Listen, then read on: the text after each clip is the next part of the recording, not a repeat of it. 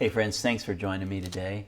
My name's Tim and I'm going to train you in a simple, reproducible, and empowering way to share with others about the work that God has done in your life. So you need to grab a piece of paper and a pen if you haven't already, because we're going to do this together. It's important that we walk through this together, that you just don't watch the video, but you actually do it with me. I want to remind us of the power of conversation. In John chapter 4, we find this wonderful story. Jesus is talking with a Samaritan woman at the well, you might remember, outside of her town. I encourage you to read that whole story, but I want to focus on just one little part. What happens during her interaction with Jesus? This woman begins to suspect and even believe that Jesus might be the prophesied Messiah. So she leaves her water jug and she rushes back to her community where she proclaims, "Come, see a man who told me everything I did. Could he be the Messiah?" And we don't know a lot about this woman, but the result of this simple statement is that the people of her village came out to see Jesus for themselves, and many believed. It's interesting what a little conversation can do. And you have a story. Most people will not spend the time to hear your whole book or your whole life story, but you will be amazed how many people love to hear bite-sized stories of hope. That's what today is about. I want to train you in sharing just 15 seconds of your life that has helped me have some of the deepest conversations I have ever had.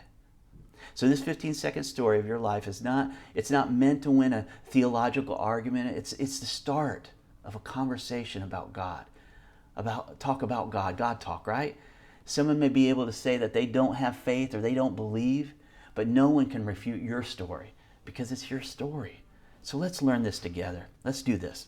So there are a couple parts in here, but the first part I want you to do, first and foremost, is at the top of your piece of paper, I want you to write, "There was a time in my life." I just get an 8.5 by 11, fold it in half, and at the top write, "There was a time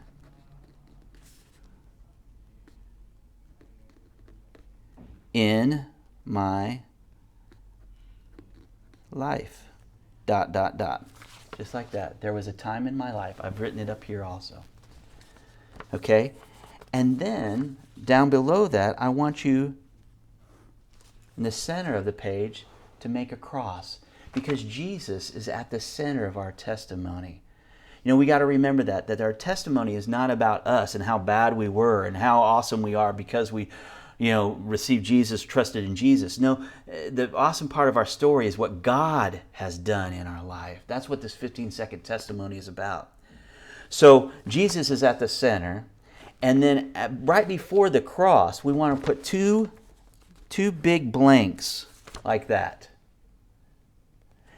And in these blanks, let's think about this for a moment. What two words describe what our life was like before Jesus?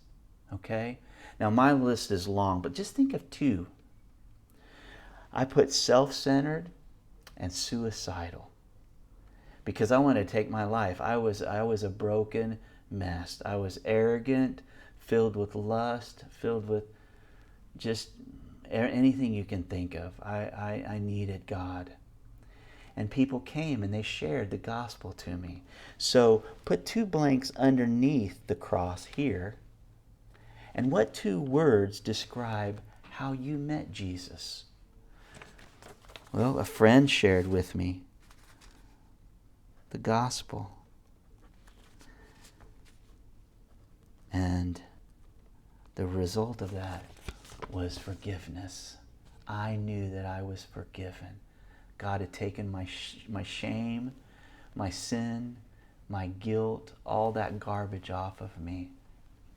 So before the cross, I was self-centered, suicidal. When I heard, and it took many times, God opened my heart, the gospel. Somebody sharing the gospel with me, I was forgiven. And then two blanks after the cross. What two words describe your life after the cross, after meeting Jesus? Purpose. God has given me, He renewed my purpose in life.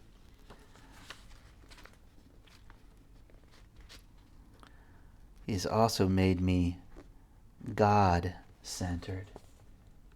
Before, I was self-centered. suicidal. Heard the gospel, I felt forgiven and rescued. And after, my life has been filled with purpose. And it's God-centered, centered on God. And then at the very end of your page, do you have a story like that? Do you have a story like that? Well, I know you do because you're attending this class. You're watching this video right now. So that's what it looks like. It's up here also. But you start out, there was a time in my life before Jesus, how I met Jesus, what happened to me at that point, and after.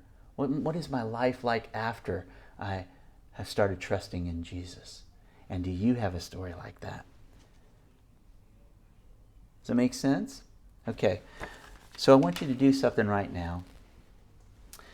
Is if you got this all filled in right here. If you don't, just pause the video and fill that out.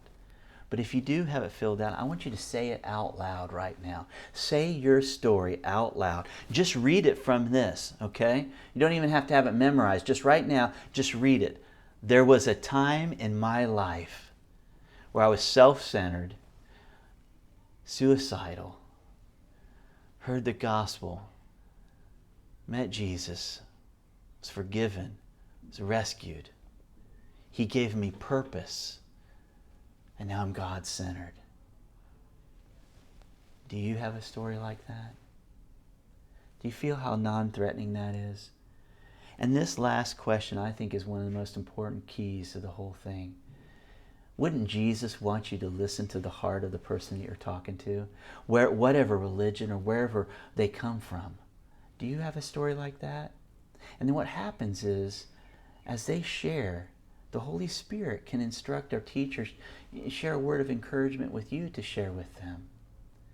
Do you have a story like that? No, I don't have a story like that.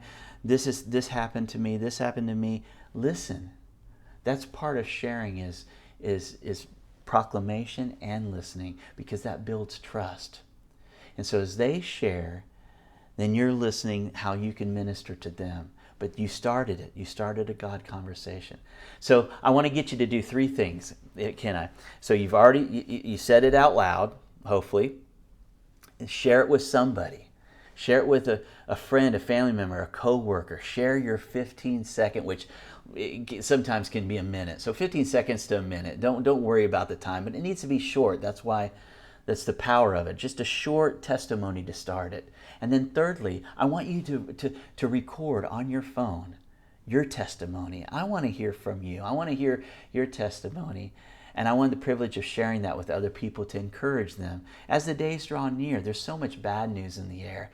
Let's give people good news. So the instructions on how to do that is just found below at this address, to share your video or your recorded 15-second testimony with us, and I'll share it with some friends of mine. God bless you. Thank you for joining us today. Have a wonderful day, and may the Lord bless your ministry as you share your 15-second story.